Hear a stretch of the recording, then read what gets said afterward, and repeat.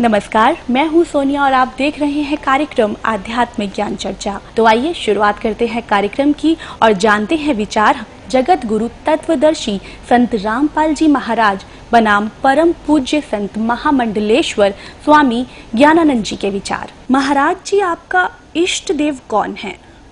श्री राधे। हमारे इष्ट अखिल कोटि ब्रह्मांड नायक जगत गुरु भगवान श्री कृष्ण हैं। श्री कृष्ण भगवान पूर्ण अवतार हैं। कृष्णस्तु भगवान स्वयं। कृष्ण अपने आप में पूर्ण परमात्मा है, पूर्ण ब्रह्म है, स्वयं परमात्मा श्री कृष्ण हैं। महाराज जी, क्या श्री कृष्ण जी ही विष्णु भगवान का स्वरूप हैं? जहाँ तक बात है भगवान कृष्ण और विष्णु भगवान, विष्णु भगवान को जब हम नारायण के रूप में लेते हैं तो वहाँ भगवान कृष्ण नारायण के ही अवतार हैं। तो उस रूप में वहाँ एक रूपता है, वहाँ की भिन्नता कहीं भेद नहीं है। महाराज जी, ये भी आपसे जानना चाहेंगे कि समाधि अभ्यास यानी कि मेडिटेशन, राम, हरे कृष्ण, हरिओम आदि से मोक्ष संभव है या नहीं? परमात्मा का कोई भी नाम है, राम कहें, कृष्ण कहें, ओम कहें, कोई भी नाम है, वो निश्चित रूप से सक्षम है। नाम के माध्यम से समाधि और समाधि के माध्यम से मोक्ष। महाराज जी, आपसे जानना चाहते हैं कि क्या ब्रह्मा जी, विष्णु जी, महेश जी की जन्म और मृत्यु होती है? जन्म और मृत्यु शब्द तो नहीं लगा सकते उनके साथ, लेकिन ये निश्चित है कि कहीं न कहीं उनकी आयु सीमा है। जब हम त्रिदेव के रूप में उन्हें लेते हैं तो कहीं न कहीं एक आयु सीमा साथ साथ रहती है। ब्रह्मा जी भी हर सर्ग में, सृष्टि के हर उत्पत्ति में ब्रह्मा जी आते हैं, उत्पत्ति करते हैं, और हर प्रलय में फिर ये देव जो है ये इस विराट परमात्मा में लीन हो जाते हैं। तो इसलिए जन्म और मृत्यु शब्द नहीं, सर्ग और उसके पश्चात उस विराट परमात्मा में एक रूपता, लय होने की स्थिति वो साथ साथ है। महाराज जी, हमने सुना है कि ब्रह्मा, विष्णु और महेश भी किसी और की साधना करते हैं। ब्रह्मा, विष्णु, महेश सृष्टि के उत्पत्ति करता या सीधे शब्द कहें कर्ता, भरता, हरता के रूप में वो हैं, और मूल क्योंकि परमात्मा है तो इसलिए ब्रह्मा, विष्णु और शिव भी उस भगवान की आराधना करते ही हैं। महाराज जी, आपसे यहाँ ये भी जानना चाहेंगे कि गीता जी का अध्याय 7 श्लोक 18 में गीता बोलने वाला भगवान अपनी साधना को अनुत्तम क्यों कह रहा है? गीता के 7वें अध्याय का 18वां श्लोक जो है उसकी आप गहराई में देखेंगे तो एक बड़ी प्रेरणा है। भगवान 18वें श्लोक में कहते हैं, उदारा सर्वे वेते ज्ञानी त्वात्मैवमतम आस्थिता सायुक्तात्मा मामेव अनुत्तमाम गतिम। तो यहाँ जो श्लोक है, भगवान कहते हैं सभी भक्त मेरे उदार हैं, सभी भक्त अच्छे हैं। ज्ञानी भले ही एक रूप होने के कारण मेरी आत्मा है, मेरे से एक रूप है, लेकिन आगे जो कहा आस्थिता साही युक्तात्मा मामेव अनुत्तमाम गतिम, यहाँ जो अनुत्तमाम गतिम है, क्योंकि ज्ञानी परमात्मा से एक रूप हो जाता है, जो तू है सो मैं हूँ। भगवान कहते हैं वो उस गति को पा लेता है, उस स्थिति को पा लेता है जिसके समान और जिससे श्रेष्ठ और कोई दूसरी गति नहीं होती। यहाँ जो अनुत्तमाम गतिम शब्द है, अनुत्तम की साधना की बात है, वो उस अवस्था की बात है जो जीव का परमोच्च लक्ष्य है, सर्वोच्च लक्ष्य है, जीव का परम प्राप्तव्य है, जिस प्राप्ति के पश्चात और कुछ पाना शेष नहीं रहता। ये गीता की एक दिव्यता है जो इस श्लोक के माध्यम से भगवान ने प्राप्त करने की प्रेरणा दी और कहा कि उसके समान कोई गति नहीं। एक प्रश्न आपसे जरूर करना चाहेंगे महाराज जी। गीता जी के 18वें अध्याय के 62वें श्लोक में गीता बोलने वाला भगवान अर्जुन को पूर्ण मोक्ष प्राप्ति के लिए अपने से किस अन्य भगवान की शरण में जाने को कह रहा है? वह परमेश्वर कौन है? श्रीमद् भगवद गीता को लेकर एक बड़ा रहस्यपूर्ण प्रश्न है और ये श्लोक अपने आप में बहुत महत्वपूर्ण है गीता का। तमेव शरणम गच्छ सर्वभावेन भारत तत्प्रसादात प्राम शांति में स्थानम प्राप्स्यसि शाश्वतम। जिस 18वें अध्याय के 62वें श्लोक की चर्चा आपने की, वो चर्चा इसी श्लोक को लेकर, तम उस परमात्मा की शरण में तू जा, वहां से तुझे परम शांति और मोक्ष मिलेगा उसकी कृपा से। वस्तुतः कोई और परमात्मा नहीं है। हमने पूर्व में भी एक प्रश्न के उत्तर में कहा कि कृष्णस्तु भगवान स्वयं, कृष्ण अपने आप में पूर्ण परमात्मा है, पूर्ण ब्रह्म है। तो ये थे स्वामी ज्ञानानंद जी के विचार। और आइए अब जानते हैं आदरणीय इस्कॉन प्रमुख महंत दास जी के विचार। आपका इष्ट देव कौन है? हमारे इष्ट देव तो भगवान श्री कृष्ण हैं। हम तो उन्हीं के लिए जन्म जन्मांतर तक उन्हीं की सेवा के लिए आराधना करते हैं कि उनकी कृपा मिले, जिससे कि अंतिम समय जब हम प्रयाण काल होता है, जब हम शरीर छोड़ें, तो भगवान का कीर्तन करते, उनका स्मरण करते हुए हम उनके धाम में प्रवेश करें। हरे कृष्ण। मैं यही आपसे जानना चाहूंगी कि श्री कृष्ण जी ही विष्णु का स्वरूप है, क्या ये सच है? ऐसा है कि अगर आप श्रीमद् भागवत पढ़ेंगे तो आपको पता चलेगा कि कृष्णस्तु भगवान स्वयं। विष्णु में और कृष्ण में कोई अंतर नहीं है, केवल एक ही अंतर है कि जैसे कोई व्यक्ति ऑफिस में और अपने घर में हो, तो जब वो ऑफिस में जाता है तो बहुत सज संवर के ड्रेस वेस ठीक से पहन के जाता है। जब घर पे है कोई फॉर्मेलिटी नहीं है। तो श्री कृष्ण का जो स्वरूप है वो निज धाम में है, अपने घर में बैठे हुए। तो जब उन्हें पालन करना होता है तो विष्णु के रूप में मुकुट उकुट पहन करके और विधिवत सुदर्शन चक्र धारण करके फिर हो जाते हैं। प्रभु जी, यहाँ एक और है जहन में हमारे सवाल कि समाधि अभ्यास यानी कि मेडिटेशन, राम हरे कृष्ण हरि ओम आदि से मोक्ष संभव है या नहीं? ये तो बहुत उत्तम स्थिति है, लेकिन समाधि कैसे होगी जब मन हमारा भौतिक वस्तुओं में उलझा हुआ है? समाधि कैसे होगी? इसलिए मंत्रोच्चार के द्वारा हरे कृष्ण कृष्ण कृष्ण हरे हरे, हरे राम राम राम हरे हरे, इस मंत्र का दृढ़ निश्चय के साथ जप कर देंगे तो हमारा मन स्थिर हो जाएगा। और जब मन हमारा स्थिर हो जाएगा तो हमारी स्थिति समाधि में लीन हो जाएगी। और वो जो समाधि है कृष्ण स्मरण की समाधि, कृष्ण के साथ रमण करने की समाधि, कृष्ण की भक्ति की समाधि, वो हमें कृष्ण के प्रेम में बांध देगी। प्रभु जी, यहाँ मैं जानना चाहूंगी कि ब्रह्मा विष्णु महेश की भी मृत्यु होती है? वो एक विशिष्ट मूर्ति है। ब्रह्मा विष्णु और जो शंकर हैं, ब्रह्मा की तो मृत्यु होती है, उनका भी जीवन काल है। तो कहने का तात्पर्य ये है कि भगवान चाहे ब्रह्मा हो विष्णु हो महेश हो, इनकी भी मृत्यु संभव है? नहीं, विष्णु की मृत्यु नहीं होती है और शंकर भी अमर है।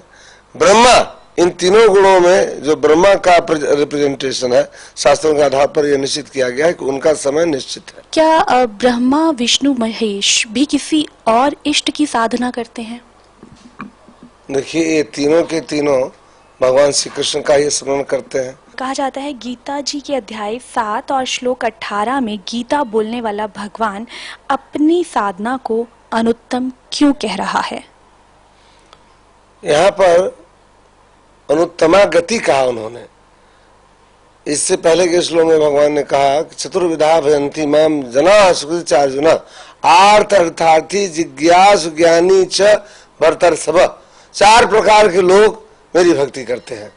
भगवान कहते हैं कि जो लोग हमारे भक्त हैं वो सर्वश्रेष्ठ है, लेकिन साथ साथ जो लोग ज्ञानी हैं, जो मेरे परम ज्ञान को जानते हैं, गीता के इस गुह्य ज्ञान को जानते हैं, उन्हें भगवान कहते हैं उनको मैं अपने समान मानता हूँ और उन्हें निश्चित रूप से अनुत्तमा गति अर्थात उन्हें मेरे धाम की प्राप्ति होती है। मैं यही आपसे जानना चाहूंगी कि गीता जी के 18वें अध्याय के 62वें श्लोक में गीता बोलने वाला भगवान अर्जुन को पूर्ण मोक्ष प्राप्ति के लिए अपने से किस अन्य भगवान की शरण में जाने को कह रहा है? वह परमेश्वर कौन है? कृष्ण के अतिरिक्त तो कोई भगवान ही नहीं है कि उस परम ईश्वर की अर्थात उस श्री कृष्ण, उस मेरे कृष्ण की या मेरी आराधना तो हृदय में बैठ के करो। ये थे आदरणीय इस्कॉन प्रमुख महंत दास जी के विचार। और आइए अब जानते हैं जगत गुरु तत्वदर्शी संत रामपाल जी महाराज के विचार। सतगुरुदेव की जय। बंदी छोड़ कबीर परमेश्वर जी की जय। बंदी छोड़ गरीबदास जी महाराज जी की जय। स्वामी रामदेवानंद जी गुरु महाराज जी की जय।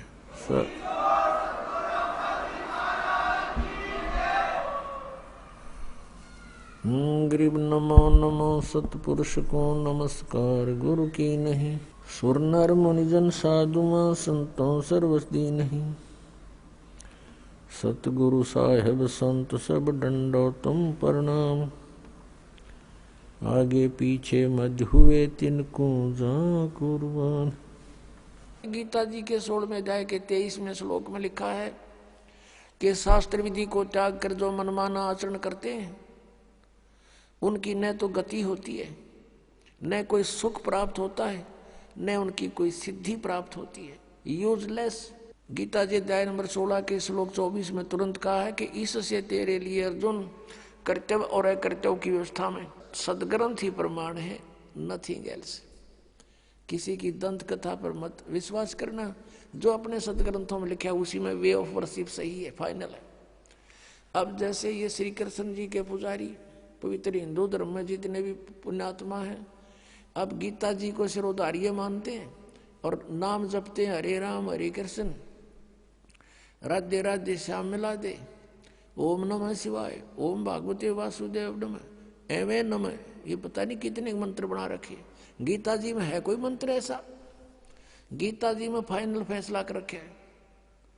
गीता जी अध्याय नंबर 8 के श्लोक नंबर 13 में कहा कि ओम इति एक अक्षरम ब्रह्म व्यवहारण माम अनुसमरण ये प्रयाति तदन देहम सयाति परमाम गति।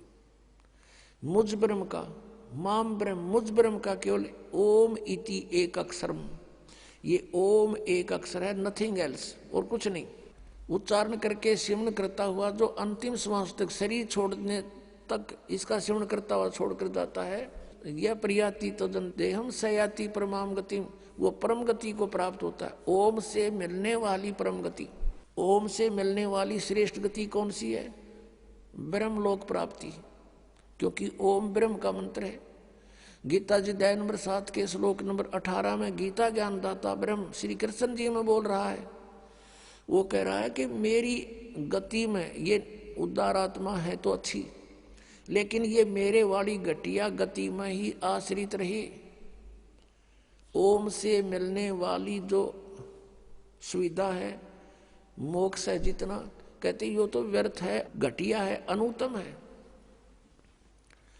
अनुत्तम क्यों है? क्योंकि गीता ज्ञानदाता स्वयं कह रहा है 4 अध्याय के 5वें और 9वें श्लोक में, 2 अध्याय के 12वें श्लोक में, 10वें अध्याय के 2 श्लोक में, अर्जुन तेरे और मेरे बहुत जन्म हो चुके हैं, तू नहीं जानता मैं जानता हूं। तो इसी से दे के जन्म मृत्यु ब्रह्म की भी और पुजारी भी फिर दुखी जन्म और मृत्यु जैसा दुख नहीं पृथ्वी पर। इसलिए गीता ज्ञानदाता 18वें अध्याय के 62वें श्लोक में कहता अर्जुन तू सर्वभाव से उस परमेश्वर की शरण में जा, उसकी कृपा से ही तू परम शांति को और सनातन परम धाम को प्राप्त होगा। अब पुण्यात्माओं 17वें अध्याय के 23वें श्लोक में गीता जी में स्पष्ट किया है कि उस सच्चिदानंद घन ब्रह्म की पूजा यानी तत्ब्रह्म, उस परम अक्षर ब्रह्म की साधना का 3 मंत्र का जाप है, उसको प्राप्ति का।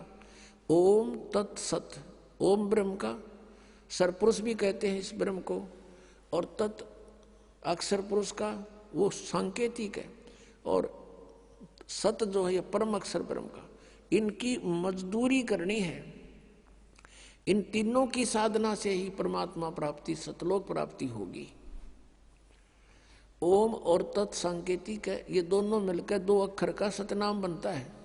और तीसरा वो सार नाम है जो सत कहा है गीता जी अध्याय नंबर 17 के श्लोक 23 में। तो कहने का भाव ये है कि हम साधना करने का खूब कोशिश की हमने, अब पढ़े गीता और नाम ले हरे कृष्ण कृष्ण कृष्ण हरे हरे राधे राधे, कोई बात हुई या? बालकों का खेल बना रखा हमने, भगवान की तरफ जरा भी ध्यान नहीं दिया। गीता जी में है कहीं ये मंत्र, फिर जाप किस लिए कर रहे हो? परमात्मा का विधान है ये। हमने गीता जी के अतिरिक्त, वेदों के अतिरिक्त किसी की भी आदेश की पालना नहीं करनी है। यदि हम परमात्मा के विधान के विरुद्ध किसी की आज्ञा का पालन करके साधना करते हैं तो वो शास्त्र विधि को त्याग कर मनमाना आचरण है। आज तक हमें परमात्मा की जानकारी यथार्थ रूप में नहीं हुई। अब जो परमेश्वर आए थे 600 वर्ष पहले बनारस में, उस समय भी परमेश्वर यही कहा करते थे कि तुम जिन भगवानों की पूजा करते हो इनकी पूजा का विधान वेदों में नहीं है, और ब्रह्मा विष्णु महेश को आप अजर व अमर मानते हो, ये अजर अमर नहीं है, इनकी जन्म मृत्यु होती है। 3 देव की जो करते भक्ति उनकी कदे ना हो मुक्ति। इन तीनों देवताओं की 600 वर्ष पहले परमात्मा ने बताया था कि दुर्गा इनकी माता है और काल इनका पिता है। लेकिन उस समय इन ब्राह्मण वर्ग के जो गुरुपद पर विराजमान थे व्यक्ति, उन्होंने परमात्मा का घोर विरोध किया और करवा दिया जनता से, और कहा कि कबीर तो अशिक्षित है, ये क्या जाने संस्कृत भाषा को, ये तो जुलाहा है, धानक है, हम ब्राह्मण हैं, हमने संस्कृत को पढ़ा। ऐसा कुछ नहीं लिखा हुआ इन पुराणों में। ये सर्वेश्वर हैं, महेश्वर हैं, कोई इनके माता पिता नहीं, मृत्युंजय हैं, कालज्य हैं। आज तक मूर्ख बना रहे थे हमारे को संस्कृत भाषा के जानने वाले। और परमात्मा ने 600 वर्ष पहले लिखा था कि इनकी जन्म मृत्यु होती है, इनके माता पिता हैं। अब पहले तो परमात्मा के उस सूक्ष्म वेद में दिखाते हैं आपको कि परमात्मा ने 600 वर्ष पहले ब्रह्मा विष्णु महेश के बारे में क्या टिप्पणी करी थी, और आज फिर उन पुराणों में ज्यों की त्यों पाई। जब हम शिक्षित हो गए, समझन जोगे हो गए। अब देखिएगा, अब ये है कबीर सागर। अब कितना मोटा ग्रंथ है, अब देखना इसको, इसके अंदर दिखाते हैं आपको। ये है कबीर सागर, संपूर्ण 11 भाग, खेमराज श्री कृष्ण दास प्रकाशन बम्बई, यहाँ से ये प्रकाशित है। और इसका यहाँ लिखा है सत कबीर सागर, ज्ञान सागर प्रथम खंड, कबीर पंथी भारत पथिक, स्वामी युगलानंद बिहारी द्वारा प्रस्कृत। मुद्रक एवं प्रकाशक हैं खेमराज श्री कृष्ण दास, अध्यक्ष श्री वेंकटेश्वर प्रेस, खेमराज श्री कृष्ण दास मार्ग मुंबई। ये ज्ञान बोध और बोध सागर, ये चैप्टर अध्याय है इसमें कबीर सागर में। ये सूक्ष्म वेद है और इसके 21 पृष्ठ पे है। यहाँ देखिएगा, धर्मदास ये जग बोरा न कोई न जाने पद निर्वाण, यही कारण मैं कथा पसारा जग से कहिए राम नियारा। ये नाम गलत लिखा, मिसप्रिंट है। यही ज्ञान जग जीव सुनावो, सब जीवों का भरम नसावो। अब मैं तुमसे कहूँ चिताई ही, तेरे देवन की उत्पत्ति भाई। तेरे तीनों भगवानों का जन्म बताता हूँ, जन्म पोथी, जन्म पत्री, इनकी जन्म तिथि। कुछ संक्षेप कहूँ गहुराई, सब संशय तुमरे मिट जाई। भरम गए जग वेद पुराना, आदि राम का वेद न जाना। आदि राम है ये, राम राम सब जगत बखाने, आदि राम कोई बिरला जाने। सब राम राम अल्लाह अल्लाह कर रहे हैं, गॉड गॉड। आदि राम यानी सनातन परमात्मा को कोई नहीं जानता। ये राम है, नाम नहीं, सब गलत स्प्रिंट है ये। ज्ञानी सुने सो हृदय लगाई, मूर्ख सुने तो गम ना पाई। अब ब्रह्मा विष्णु महेश के तीनों देवताओं के माता पिता बताता हूँ। माँ अष्टंगी पिता निरंजन, ये जमदारुण वंशन अंजन। पहले कीन निरंजन राई, पीछे से माया उपजाई। माया रूप देख अति शोभा, देव निरंजन तन मन लोभा। काम देव धर्मराय सताए, देवी को तुरंत दर खाए। पेट से देवी करी पुकारी, हे साहेब में मोह करो उबारी। टेर सुनी सतगुरु तय आए, अष्टंगी के बंद छुड़वाए। धर्मराय को हिकमत कीना, नख रेखा से भग कर लीना। धर्मराय करे भोग विलासा, माया को रही तब आशा। ये धर्मराय काल को भी कहते हैं। ये काल ज्योत स्वरूपी निरंजन काल या ब्रह्म कहो, ये दुर्गा का पति है और ब्रह्मा विष्णु महेश इन दोनों के संयोग से उत्पन्न हुए परमात्मा बता रहे हैं। तीन पुत्र अष्टंगी जाए, ब्रह्मा विष्णु शिव नाम धराए। होय होय। तीन देव विस्तार चलावे, इनमें यो जग धोखा खावे।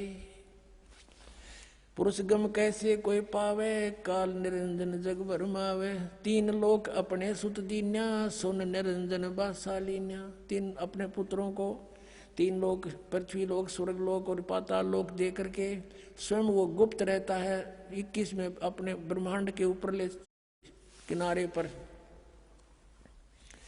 अलग निरंजन सुन ठिकाना, सुन यानी ऊपर वो कम प्लेस में या अलग स्थान बनाकर रहता है। और ब्रह्मा विष्णु शिव भेद न जाना, अलख निरंजन सुन ठिकाना, ब्रह्मा विष्णु शिव भेद न जाना। तीन देव सो उसको ध्यावे, निरंजन का वे पार न पावे। अभी तक ब्रह्म की प्राप्ति ब्रह्मा विष्णु महेश को नहीं होली। अलख निरंजन बड़ बटपारा, तीन लोक जीव कीन आहारा। तीनों लोकों के जीवों को खाता है ये, बड़ा ठग है। बटपारा माने छली व्यक्ति है ये। ब्रह्मा विष्णु शिव नहीं बचाए, सकल खाए पुन दूर उड़ाए। कहते ब्रह्मा विष्णु महेश अपने पुत्रों को भी खाओगा ये आखिर में। तिनके सुत हैं तीनों देवा, आंध्र जीव करते हैं सेवा। इनके पुत्र हैं तीन, यानी इनके ब्रह्मा विष्णु महेश जो हैं काल और दुर्गा के पुत्र हैं। और ये आंध्र जीव, अंधे जीव इन ब्रह्मा विष्णु महेश की पूजा करते हैं। अंधे माने ज्ञानहीन। अकाल पुरुष का हो नहीं चीन्या, काल पाए सभी गैलीन्या। कहते तीन देव और असुर अवतारा, ताको बजे सकल संसारा। तीनों गुण का ये विस्तारा, धर्मदास मैं कहूँ पुकारा। गुण तीनों की भक्ति में ये भूल पड़ो संसार, कह कबीर निज नाम बिना कैसे उतरो पार। तीन देव की करते भक्ति, उनकी कदे ना हो मुक्ति। कबीर परमात्मा जी 600 वर्ष पहले कहा करते थे ये ज्ञान। और इन संस्कृत भाषा के जानने वालों ने कहा था कि कबीर जी तो अनपढ़ हैं, अशिक्षित हैं, ये संस्कृत भाषा को कैसे समझ सकते, ये झूठा है, कपटी है, झूठ बोलता है। ऐसा घोर विरोध करा दिया परमात्मा का। वो सितम ढाए परमात्मा के ऊपर कि परमात्मा 600 वर्ष पहले आकर ये कह गए थे कि ब्रह्मा विष्णु महेश के ये माता पिता हैं, इनकी जन्म मृत्यु होती हो, ये अजरमर नहीं है, ये नासवान है, इनकी पूजा से मोक्ष नहीं। इनकी जब आप जन्म मृत्यु तो मैं मोक्ष कैसे देंगे? हमें मोक्ष चाहिए गीता जी वाला। गीता जी अध्याय नंबर 15 के श्लोक नंबर 1 से 4 में कहा कि तत्वदर्शी संत की ऊपर लटके हुए, ऊपर को जड़, नीचे को तीनों गुण रूपी शाखा वाला उल्टा लटका हुआ संसार रूपी वृक्ष है। ऊपर को जड़ तो पूर्ण परमात्मा है और ब्रह्मा विष्णु महेश रूपी इसकी शाखाएं हैं।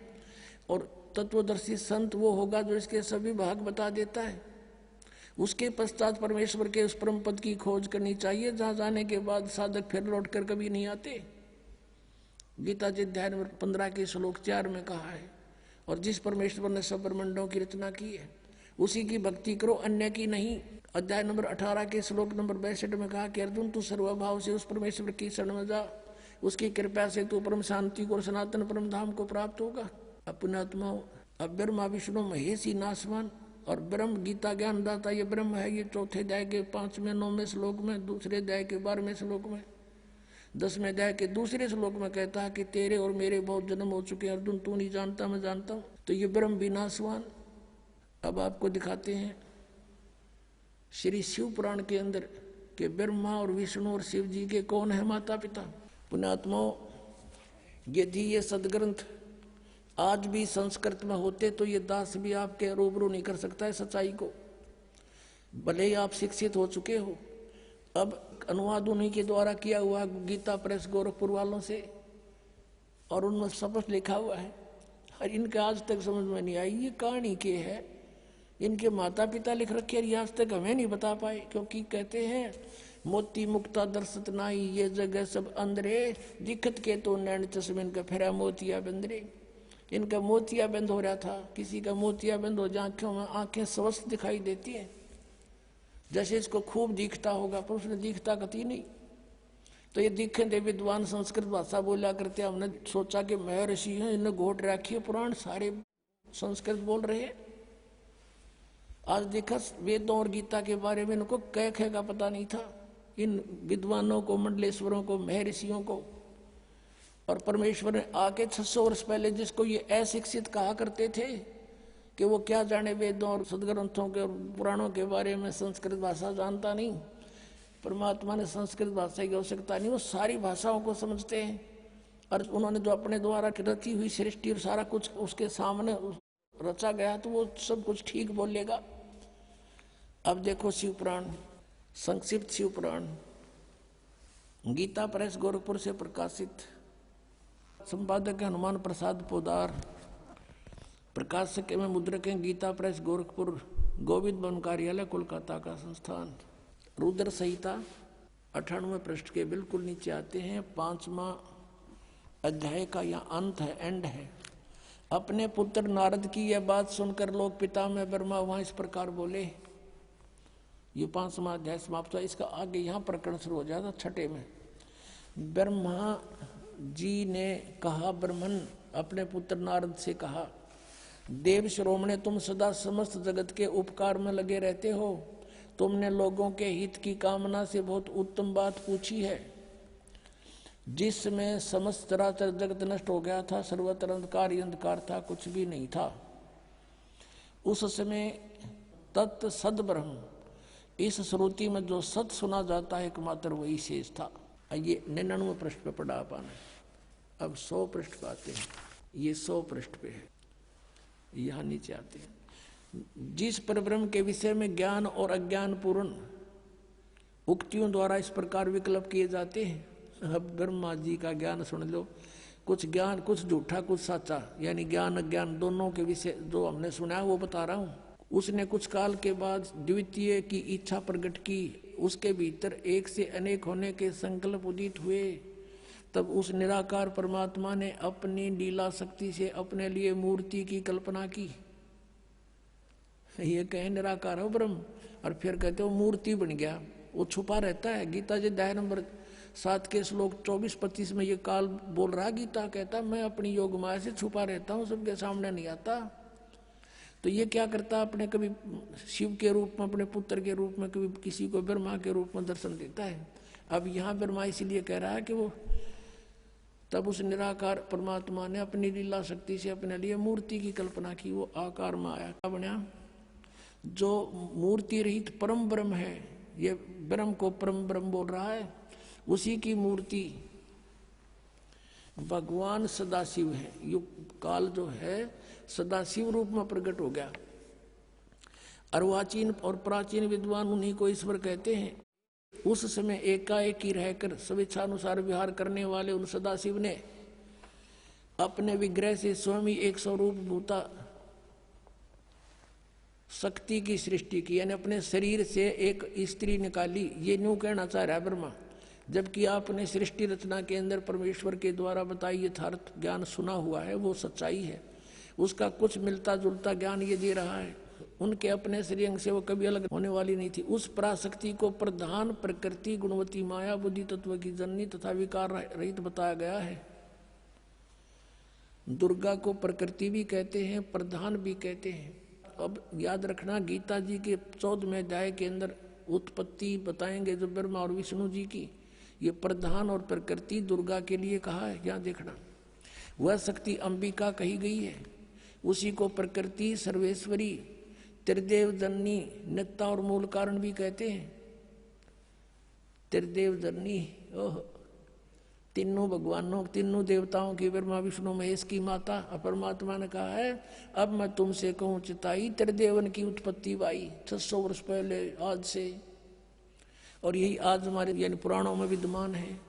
त्रिदेव जननी, नित्ता मूल कारण भी कहते हैं। सदाशिव द्वारा प्रकट की गई उस शक्ति की 8 भुजाएं हैं। कति क्लियर कंसेप्ट हो गया। नाना प्रकार के आभूषण उसके अंगों की शोभा बढ़ाते हैं। वह देवी नाना प्रकार की गतियों से संपन्न और अनेक प्रकार के अस्त्र शस्त्र धारण करती है। वो एकाएक नहीं होने पर भी वह माया संयोग वसात अनेक हो जाती है।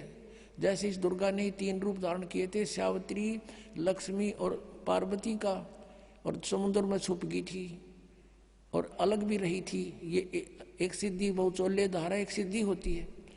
और वे जो सदाशिव हैं उनको परम पुरुष ईश्वर, शिव, शंभु और महेश्वर कहते हैं। ये काल की डेफिनेशन बताई जा रही है, यहाँ देखना, यहाँ क्लियर हो जाएगा 101 पृष्ठ पे। यहाँ देखना, वे अपने सारे अंगों पर भस्म रमाए रहते हैं। उन काल रूपी ब्रह्म ने, सदाशिव कहो, काल रूपी ब्रह्म कहो, एक समय शक्ति के साथ, नाथ नहीं, शक्ति सहित यानी दुर्गा के साथ शिवलोक नामक अक्षेत्र का निर्माण किया था। उस उत्तम अक्षेत्र को काशी कहते हैं। वह परम निर्वाण या मोक्ष का स्थान है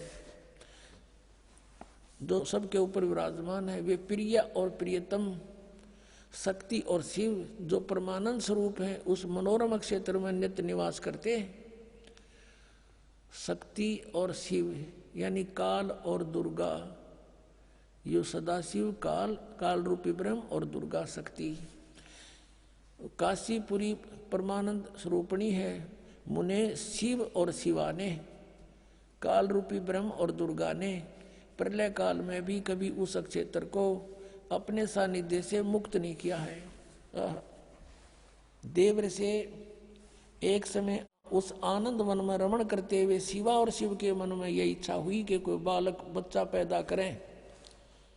ये दुर्गा और काल के मन में आई कि दूसरे पुरुष की सृष्टि करनी चाहिए, यानी कोई संतान उत्पत्ति करें। जिस पर यह सृष्टि संचालन का महान भार रखकर हम दोनों केवल काशी में रहकर स्वेच्छानुसार विचरें और निर्वाण धारण करें, ऐसा निश्चय करके शक्ति सहित सर्वव्यापी परमेश्वर शिव ने अपने वाम भाग के 10वें अंग पर अमृत मल दिया, यानी पति पत्नी व्यवहार किया। फिर तो वहां से एक पुरुष प्रकट हुआ, एक बालक का जन्म हुआ। देखना 102 पृष्ठ पे। अब शिव बोले, वत्स बेटा, व्यापक होने के कारण तुम्हारा विष्णु नाम विख्यात हुआ। उसका विष्णु नाम धर दिया दुर्गा और काल से उत्पन्न बच्चे का। ये हो गया जन्म। दुर्गा और काल से विष्णु शब्द हुआ शिव पुराण ने, और ये 5500 वर्ष पहले की लिखी हुई पुस्तक है, आज की नहीं। अब यहाँ देखना, ये 6वां अध्याय समाप्त हो गया। अब 7वें में क्या लिखा है? ब्रह्मा जी कहते हैं, देवर से तत्पश्चात कल्याणकारी परमेश्वर सांब सदाशिव ने पूर्ववत प्रयत्न करके जैसे विष्णु को जन्म दिया, उत्पन्न किया, मुझे भी अपने दाहिने अंग से उत्पन्न किया। पुण्यात्माओं, अब इनने कोई पूछने वाला हो, इनमें ऋषियां ने 5500 वर्ष हो गए इस पुराणों को लिखे, आज तक ये हमें कह नहीं बता सके। जब इन पर आश्रित थे, ब्लाइंड फेथ किया करते थे कि बड़े विद्वान पुरुष हैं, संस्कृत भाषा को जानने वाले हैं, और परमात्मा से हमारे को इसलिए दूर रखा, भगवान की वाणी को स्वीकार करने नहीं दिया और परमात्मा को परमात्मा नहीं मानने दिया। ये महाशत्रु रहे हमारे ये अज्ञानी नीम हकीम गुरु, चाहे वो किसी धर्म मजहब के रहे हैं। अब यहाँ पर अब 2 तो सिद्ध हो गए कि दुर्गा और काल से विष्णु जी और ब्रह्मा जी की उत्पत्ति तो स्पष्ट होगी, कंसेप्ट क्लियर हो गया। अब रह गया शिव। अब यहाँ ये विचलित हो गया अनुवाद करता कि यहाँ प्रकरण चल रहा है उनके उत्पत्ति का, मूल संस्कृत में विद्वान है मूल पाठ में। यहाँ उसने सोचा शिव जी से शिव की उत्पत्ति कैसे लिखूं, हाथ कांप गए। अब लेकिन कहते हैं चोर चुरावे तुमड़ी गड्ढा पानी में, वो गड्ढा हुआ ऊपर आवनो सच्चाई छानी ना। अब दिखाता हूं आपको विद्वेश्वर संहिता पृष्ठ नंबर 24, 25, 26 पे। एक समय ब्रह्मा और विष्णु जी का इस बात पर झगड़ा हो गया। ब्रह्मा जी कहते मैं, विष्णु जी को कहते मैं तेरा बाप, और विष्णु जी कहते मैं तेरा बाप। अब यू इनको ऐसा भ्रम क्यों हुआ? क्योंकि काल ने प्रतिज्ञा कर रखी है कि मैं अपने वास्तविक शरीर रूप में कभी किसी को दर्शन नहीं दूंगा। तो साधकों ने साधनाएं की, हठयोग किया, किसी को ब्रह्मा के रूप में दर्शन दे दिया। इसका पुत्र ब्रह्मा साक्षात सबको दिखाई देता है, देवता है। तो सबने मान लिया कि ब्रह्मा ही सर्वशक्तिमान है, यही परमात्मा हमने समाधि में देख लिया। ये छुपाए हुए अपने आप को सब उसके गुणगान करने लगे। ऐसे किसी को उसने विष्णु जी के रूप में दर्शन दे दिए, किसी को शिव के रूप में। तो कोई कहता नहीं विष्णु जी सर्वशक्तिमान है, कोई कहता नहीं शिव जी सर्वशक्तिमान है, यही भगवान है, ये छुपाए रहे अपने आप को। तो इनका भ्रम हो गया कि हम भगवान हैं। तो इन दोनों ने आपस में झगड़ा कर दिया। तो ऊपर से इस काल ने इनके बीच में एक सफेद पिलर खड़ा कर दिया, जिसको शिवलिंग बोलते हैं। तेजों में से चमक निकली बहुत की। तो ये हैरान रह गए, युद्ध बंद कर दिया, उसको देखने लगे ऊपर नीचे जाकर। फिर यू काल प्रकट हो गया अपने पुत्र शिव के रूप में, और इन दोनों को फिर शिक्षा देने लगा। देखिएगा विद्वेश्वर संहिता, ये संक्षिप्त शिव पुराण, प्रश्न नंबर 24-25 पे यहाँ देखिएगा विद्वेश्वर संहिता। और यहाँ आते हम, ये दोनों देखो भगवान ब्रह्मा और विष्णु लड़ रहे थे, इनके बीच में ये पिलर खड़ा कर दिया स्तंभ। फिर वो खुद आ गया शिव के रूप में। नीचे देखिएगा, अब ब्रह्मा और विष्णु ने पूछा, प्रभु सृष्टि आदि 5 कृत्यों के लक्षण क्या हैं? ये तो हम दोनों को बताइए। भगवान शिव बोले, ये काल बोला, मेरे कृत्यों को समझना अत्यंत गहन है, तथापि मैं कृपा पूर्वक तुम्हें उनके विषय में बता रहा हूँ। ये 5 अपने कृत्य बता दिए। ये देखना, ये 25 पे हमने पढ़ा, अब 26 पे पढ़ रहे हैं।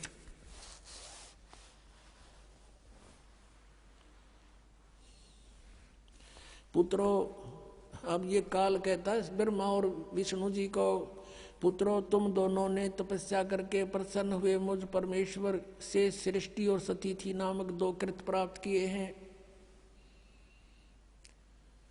तुमने, तुम्हारे को जो एक विभाग दिया है वो मैंने दिया, पर तुमने पहले तपस्या की, तप के बदले में दिए हैं। ये दोनों तुम्हें बहुत प्रिय हैं। इसी प्रकार मेरी विभूति स्वरूप रुद्र और महेश्वर ने, ये मैं नहीं है, ने 2 अन्य उत्तम कृत्य संहार और तिरोभाव मुझसे प्राप्त किए हैं। अब देखो 4 हो गए, ये 2 तो ये हो गए तुम दोनों ने, ब्रह्मा और विष्णु जी, और रुद्र और महेश्वर, और बोलने वाला 5वां सिद्ध हो गया, युविन का पुत्र है। अब पुण्यात्माओं, ये ज्ञान परमेश्वर ने 600 वर्ष पहले कहा था धर्मदास जी को, और धर्मदास जी से कहा था तू अभी डंडोरा ना पीटिए इसका, आन देश में फिर सब की जो ना गांठ बांध देंगे। अभी तो ये हमने मूर्ख समझ रहे हैं, हमारे बच्चों को मुझसे दूर किए बैठे हैं। बिचली पीढ़ी आओगी जब देखेंगे इन्हें। अब सब अक्का बक्का रह गए, अब इनके पास कोई जवाब नहीं। जनता इनसे प्रश्न करती है कि तुम कहाँ सोया करते, मैं ऋषि हो, ये तुमने बैठा दिया, सारे समाज में भूत बना दिए, शास्त्र विरुद्ध ज्ञान सुना दिया। अब इनके बीड़ी धरती हो पृथ्वी होगी, इनको मुश्किल माचेगी। सारे पंथाड़ा ने देख लिए। अब ये टीवी पर चलता है, पुस्तक भेज रहे हैं बड़ा बना करके, इसको पढ़कर समझदार बुद्धिमान समाज आज कोई बालक नहीं है। गॉड गिवन माइंड है आज के बच्चों में। अभी न पता ही ना था, कोई विकल्प नहीं था, कोई तुलना करने का कोई तरीका किसी ने बताया नहीं, तुलना करें किसके ज्ञान की। आज ये कंसेप्ट क्लियर करके धर दिया, माप के देख लिए सबने। ये ISI मार्क है जो दास ज्ञान देता है, सब सदग्रंथों में प्रमाणित है। अब वो पूछ रहे हैं उन गुरुओं से, उनको मुश्किल माच रही है, और बुद्धिमान लोग भाग भाग करा रहे हैं। कबीर परमात्मा कहते हैं कि डूबे थे पर उबरे, गुरु के ज्ञान चमक, और बेरा देखा दरदरा उतर चले फड़क। कबीर परमात्मा हमें समझाना चाहते हैं, इन मूर्ख गुरु के पीछे लाग रहे हो, और जब सतगुरु का ज्ञान सुना देखा है तो डूबो होगा हमने। पहले बेड़े हुआ करते, नौका के स्थान पर एक फ्लोटिंग बना लिया करते, पूरा लंबा चौड़ा लकड़ी इसका सूखा, और उसको ऊपर फूस फास ऊपर डाल लेते थे लकड़ ऊंचे ऊंचे, तो वो बेड़ा बोला करते, बेड़ा। और उस बेड़े के ऊपर बैठ के पार करा करते दरिया को, बहुत पुराने समय का वो है। तो कहते परमात्मा कहते हैं कि जब तुम्हें संत मिल जावे सच्चा गुरु, तो इस तरह जंप लगा जाना उस डूबने वाले बेड़े ते, भाग लेना। कैसे कि डूबे थे पर उबरे, गुरु के ज्ञान चमक, गुरु के ज्ञान को देखकर ऐसे चमक गए, एकदम चौकस हो गए, चौकन्ने हुए कि किसी ने बता दे, देख डूबेगा, ये टूटा पड़ा बेड़ा तुम्हारा, आ जाए, ये बिल्कुल ठीक है, इस पर आ जाओ फटाफट। तो कहते हैं यूं देख कर अपने बेड़े को, टूटे हुए को, एकदम फड़क के कूद गए दूसरे पे। एक सेकंड की भी विचार नहीं करे, डूबे इस पर। तो क्या बताते हैं कि जब तुम्हें ये ज्ञान होगा कि जो ज्ञान तुम्हें प्राप्त है वो डुबोने वाला है, तो ऐसे वहां से तुरंत भागना पड़ेगा, जैसे एकदम जंप लगा कर जान बचाने वाली बात होती है। तो कबीर परमात्मा कहते हैं, बेरा देखा डूबे थे पर उबरे, गुरु के ज्ञान चमक, चमक माने नु चौकस हो गए, एकदम चमक का पड़ा करे। और बेड़ा देखा जरजरा, यानी टूटा फूटा तो डुबोएगा। तो उत्तर चले फड़क, फड़क के जैसे कोई पशु के पास में जाकर हॉर्न बजा, जब वो एकदम फड़क कर भाग गया करे। कहते नो फड़क के कूद गए दूसरे बेड़े पे, यानी ऐसे गुरु को बदल लेना चाहिए। उस नकली गुरुओं को इस तरह तुरंत त्याग देना पड़ेगा आपको जान बचाने के लिए। अब आपको दिखा दिया ये कि ब्रह्मा विष्णु महेश के कोई माता पिता नहीं, और इनके इतिहास में, इनकी जीवनी में लिखा है इनके माता पिता हैं। और जो ये पांचवा कौन है, ये ब्रह्म है। यही गीता का ज्ञान दे रहा है। देखिएगा फिर शिव पुराण, ये वही शिव पुराण है, गीता प्रेस गोरखपुर से प्रकाशित।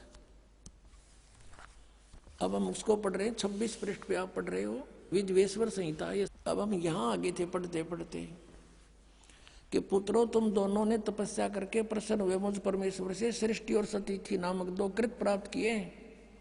ये दोनों तुम्हें बहुत प्रिय हैं। इसी प्रकार मेरी विभूति स्वरूप, मेरे स्वरूप में ये मेरे जैसे शरीर वाले रुद्र और महेश में भी ने भी 2 उत्तम कृत संहार और तिरोभाव मुझसे प्राप्त किए हैं।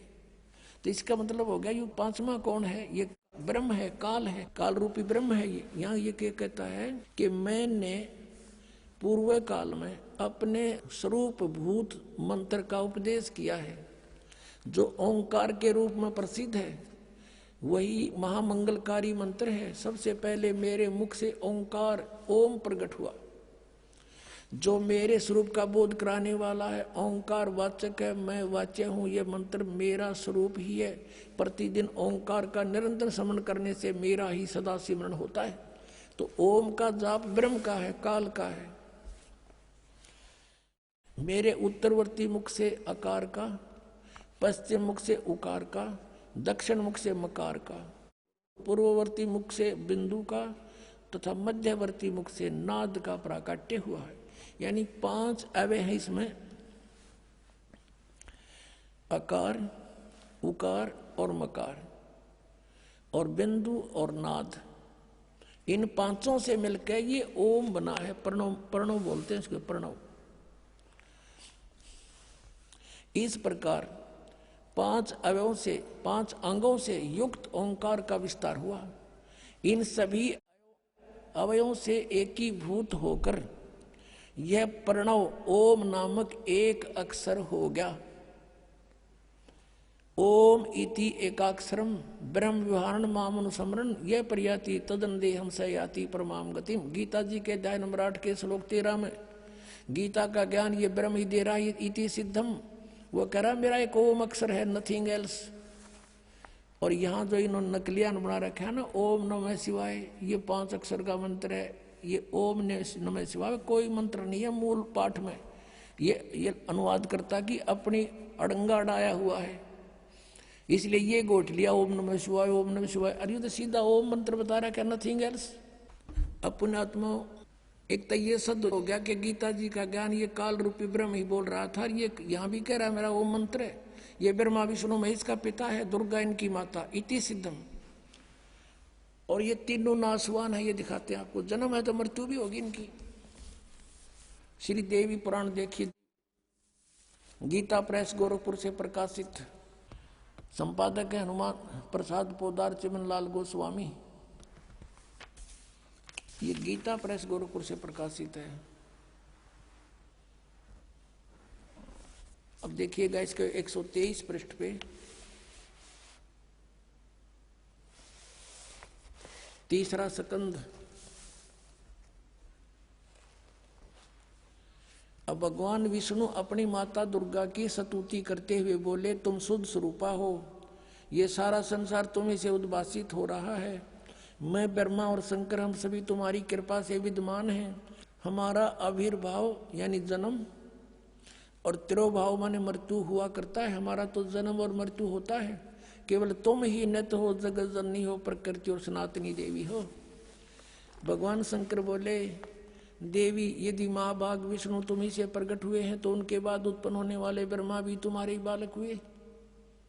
फिर तमोगुणी लीला करने वाला शंकर क्या तुम्हारी संतान नहीं हुआ? अर्थात मेरी भी माँ तुम ही हो, अर्थात मुझे भी जन्म देने वाली, उत्पन्न करने वाली तुम ही हो। शिवे संपूर्ण संसार की सृष्टि करने में तुम बड़ी चतुर हो। इस संसार की सृष्टि, सतिथि और संहार में तुम्हारे गुण सदा समर्थ है। उन्हीं तीनों गुणों से उत्पन्न हम ब्रह्मा, विष्णु एवं शंकर नियमानुसार कार्य में तत्पर रहते हैं। अब इस पवित्र पुराणों ने ये स्पष्ट कर दिया, पवित्र देवी पुराण ने 5 कंसेप्ट क्लियर कर दिए इसमें। एक तो ये कर दिया कि ब्रह्मा विष्णु महेश का जन्म मृत्यु होता है, ये नाशवान है। दूसरा ये कर दिया कि प्रकृति दुर्गा है, प्रकृति दुर्गा को कहते हैं। और तीसरा ये कर दिया कि ये रजगुण ब्रह्मा है, सतगुण विष्णु और तमगुण शिव जी। और चौथा ये कर दिया कि ये इनकी माता है दुर्गा, और ब्रह्मा विष्णु महेश की यह दुर्गा माता है। और पांचवा ये कर दिया कि रजगुण ब्रह्मा है, सतगुण विष्णु, तमगुण शिव जी। चौथा और पांचवा कर दिया कि ये केवल नियमित कार्य ही कर सकते हैं, यानी किसी के कर्म में ये परिवर्तन नहीं कर सकते। आपका जैसा कर्म है वैसा ही दे सकते हैं। आपके भाग में दुख है तो ये कोई परिवर्तन नहीं कर पाएंगे। केवल पूर्ण परमात्मा कबीर परमेश्वर आपके प्रारब्ध के पाप को काट के आपको सुख दे सकता है। उसके हाथ में कलम है, वो सर्वशक्तिमान है। अन्य ना ब्रह्म कर सकता, ना परब्रह्म कर सकता, केवल पूर्ण ब्रह्म कर सकता है, वो सत्पुरुष है। अब यहाँ आपको दिखाते हैं, ये विष्णु जी स्वीकार करते हैं कि मैं छोटा सा बालक था तब मुझे आपके दर्शन हुए थे, आप मुझे पालने पर झुला रही थी। देखिएगा, अब विष्णु जी ब्रह्मा और शिव को बता रहा है।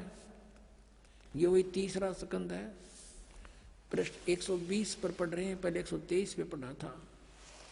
संक्षिप्त देवी भागवत।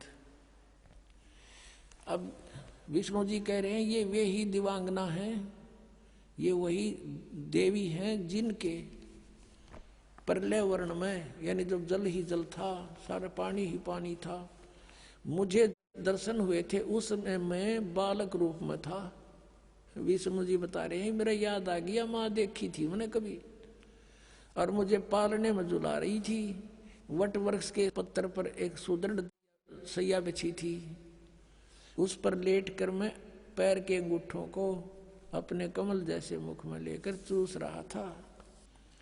गुण तीनों की भक्ति में ये भूल पड़ो संसार, कह कबीर निज नाम बिना कैसे उतरो पार।